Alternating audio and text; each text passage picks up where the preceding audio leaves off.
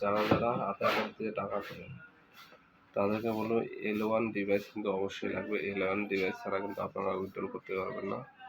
এটাই নতুন নিয়ম আসছে, পুরানো ডিভাইস কিন্তু চলবে না।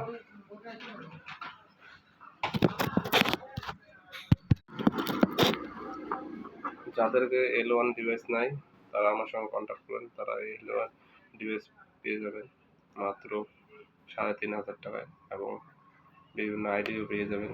আধার কার্ড দিয়ে টাকা তোলা, রেলের টিকিট, ফ্লাইট টিকিট সমস্ত কিছু আইডি পেয়ে যাবেন। আমার